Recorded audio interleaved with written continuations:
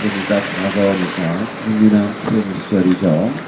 2학년과 3학년 때 내가 이 땅에 왜 태어났는지 그때 비로소 처음 깨달았습니다. 국민교육헌장이라는 것을 아이들로부터 배우게 했는데요. 국민교육헌장이 몇 글자인지 걸어놓기도 하면서 시험까지 치렀는데 그때 우리 꼬마들한테 뭐를 외우게 했냐면은 나는 조국과 민족의 무궁한 발전과 영광을 위하여 이 땅에 태어났다 이렇게 외우게 했습니다. 우리 어머니 아버지가 저를 그렇게 큰 뜻을 품고 낳으셨는지는 모르겠는데 그러니까 하여튼 조국과 민족이라는 말을 내세워서 그 어린아이의 영혼을 가둬둔 것이죠. 그것으로 그치지 않고 제가 그 까까머리 그 일본 제국의 그 상징인 그 복장을 한 중학교에 입학을 하니까 또 느닷없이 등하굣길에 혹은 5시쯤에 운동장에서 코 흘리며 노는 이 중딩들한테 부동자세로 태극기를 향해서 거수경례를 하면서 마찬가지로 국기에 대한 맹세를 시켰는데 그때는 몸과 마음을 다 바쳐 국가에 충성할 것을 강요했습니다. 그러다가 또 고등학교를 올라갔더니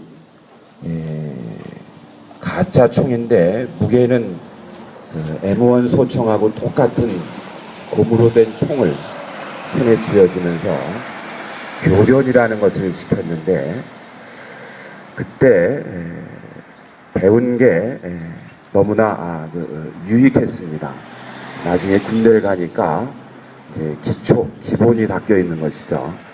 그런데 그때 그 16, 17세 젊은 청년 이제 갓 되기도 전에 그 아이들에게 적의 인후부, 목젖이죠. 목젖을 대검으로 찌른 다음에 그냥 빼면은 안 죽을 위험이 있으니까 총을 15도 돌려서 후벼서 빼는 훈련을 합니다. 다시 어렵사리 대학을 들어갔더니 1학년, 2학년 때 3년 가까이 군사훈련을 시키고 조금 있다가 1, 2학년 때는 문무대라는 곳에 가서 열흘 동안 병영을 체험하게 했는데 체험 수준이 아니라 군사훈련이었죠. 그리고 군대를 갔더니 그동안 갈고 닦은 실력 때문에 편안하게 복무를 마칠 수가 있었습니다. 그렇게 오랫동안 우리는 그 국가가 지고지순의 그리고 절대적인 존재로서 우리가 지키고 보호해야 될 무엇이라고 믿었습니다. 그런데 생각을 해보니까 이 국가가 우리가 생각하는 국가와 저 위정자들이 생각하는 국가 두 개의 국가가 있는 걸 알게 됩니다. 이승만 대통령 때 국가는 뭐였을까? 박정희 대통령 때 그들이 말하는 국가는 뭐였고 민족은 뭐였을까? 전두환 대통령 때 국가와 민족은 누구였을까? 노태우 대통령 때 국가와 민족은 누구였을까? 나중에 안 것이지만 그들이 말하는 국가와 민족은 폐쇄적 지배 집단이었습니다. 그러니까 권력을 갖고 재물을 탐하고 사람 취급하지 않으면서 국가와 민족이란 이름을 내세웠던 것입니다.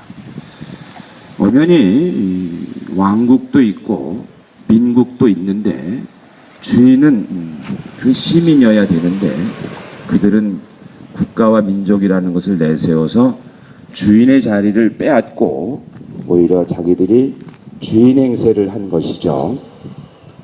그런데 그것이 시절이 지나면서 무너지기 시작했습니다. 소위 말하면 민주화가 이루어진 것이죠.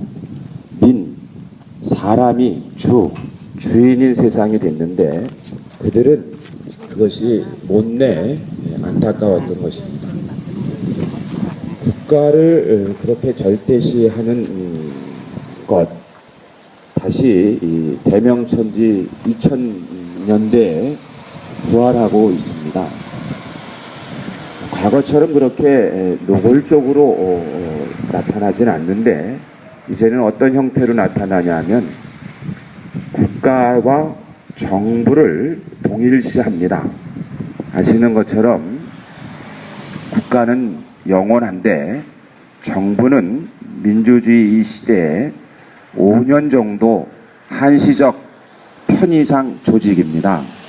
그런데 이들은 이제 정부와 국가를 동일시하고 또 그것마저도 속이 상했는지 이 정부와 그 고위 공직자들을 또 동일시합니다. 그러니까 가장 최고의 고위 공직자는 대통령이죠. 국민을 위한 가장 막중한 종의 임무를 수행해야 될 대통령이 정부와 동일시되고 그 정부와 국가를 동일시하다 보니까 형태만 달리했을 뿐이지 왕국으로 회귀하는 형국입니다. 어떤 형식으로 나타나냐 하면 바로 예산을 보면 알 수가 있습니다. 여기 경찰 공무원들 많이 계신데 내년에 예산이 어떻게 책정되었는지 꼼꼼히 살펴보시면 임금이 아마 거의 동결 수준일 겁니다. 아니면 재경부가 말하는 물가 상승률 정도의 임금 인상에 그쳐 있을 겁니다. 근데 국가 전체 예산을 놓고 가만히 살펴보면 토건 산업과 관련된 국책 산업과 관련된 예산은 흩어져 있을 뿐이지 증가했습니다. 말하자면 먹을 돈이 많은데 대기업이라든지 투자자들 입장에서 국가를 상대로 해서 돈을 벌 수 있는 절호의 기회는 줄어들지 않았다는 얘기죠. 국책사업은 속성상 어음이 없습니다. 그냥 기성을 그냥 그때그때 현금 박치기로 주는 거죠. 민간 영역에서 건설 사업을 하면 어음 분류망이라고 조그만 중견 중소기업들 건설사들 무너지는 거 받아서지만 이 대기업들의 국책 사업의 상황은 굉장히 남는 장사, 엄청나게 많은 돈을 그렇게 합법적으로 넣는 장사죠. 대표적인 사례가 4대강 사업입니다. 이게 24조 원을 쏟아부었는데 그 돈이 어디 갔는지 흔적조차 없게 되어 있는 형국이죠. 또 2014년 예산에서도 마찬가지 모습이 드러납니다. 말하자면 국가와 정부와 고위 관료들이 이권 사업이라 할 수 있는 국책 사업을 벌임으로써 국민이 낸 세금을 대기업이나 투자자들하고 나눠 먹는 형국이 되는 겁니다.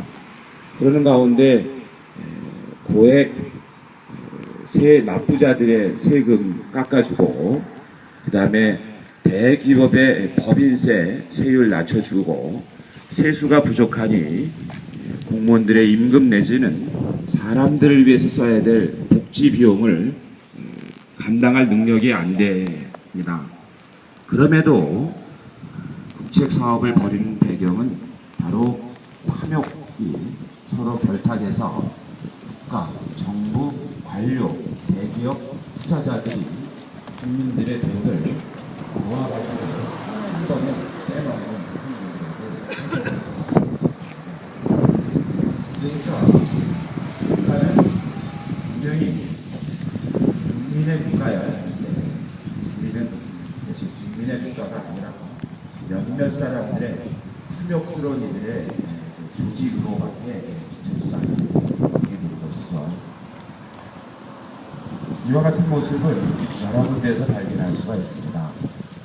우리나라가 국방비에 지출하는 비용 상당히 높은데 사람들을 위해서 지출하는 비용, 군인들을 위해서 지출하는 비용 많지 않습니다. 거의 10조 원 가까이 되는 돈을 첨단 무기를 구입하는 데 쓰는데 이 군수 산업이 불황을 모르는 엄청난 사업이죠. 근데 이 군수 사업은 사적 영역에서 이루어지지 않고 반드시 국가를 중심으로 이루어질 수밖에 없습니다. 정부를 중심으로 이루어질 수밖에 없고 국방부를 중심으로 이루어질 수밖에 없는 것이죠. 그 수존의 돈을 사병들이나 장교들에게 쓰지 않고 거꾸로 아무짝에도 쓸모없는 소모해야 할 한 번 만들어 놓은 무기, 이참에 한번 소모해야 될 무기를 구입하는데 사용하는 것이죠. 마찬가지로 생명공학이라고 말하는 부분도 마찬가지입니다.